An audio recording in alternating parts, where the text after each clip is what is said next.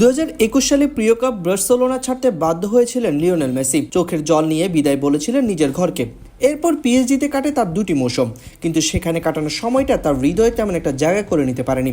তাই 2023 সালে যখন চুক্তির মেয়াদ শেষ হলো, পুরনো ভালোবাসা বার্সায় ফিরতে চেয়েছিলেন তিনি, তবে সেটা সম্ভব হয়নি। একটি ইউটিউব সাক্ষাৎকারে মেসি নিজেই জানিয়েছিলেন সেই না পারার কষ্টের কথা।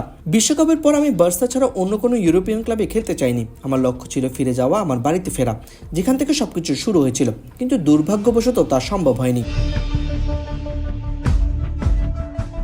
বার্সেলোনার তৎকালীন কোচ জাভি তখন আশা দেখাচ্ছিলেন, আলোচনা চালাচ্ছিলেন, কিন্তু ক্লাবের আর্থিক সীমাবদ্ধতা, লা লিগার স্কোয়াড নিবন্ধনের নীতিমালা এবং নানা জটিলতার কারণে ফেরার দরজা খুলেই বন্ধ হয়ে যায়। শেষ পর্যন্ত মেসি পাড়ি জমান মেজর লিগ সকারের ইন্টার মিয়ামিতে।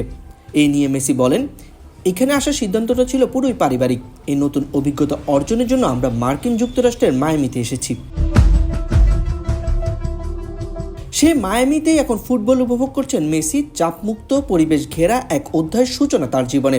তবুও কাতালান সমর্থকদের হৃদয়ে রয়ে গেছেন এক অপূর্ণতা। যদি ক্যাম্প নুয়ের আলোতে আরেকবার তার পা পড়ত, আর মেসির কথাতেই যেন সেই না পারার অতৃপ্তি এখনো বাজে, একদম নিজের মতো করে।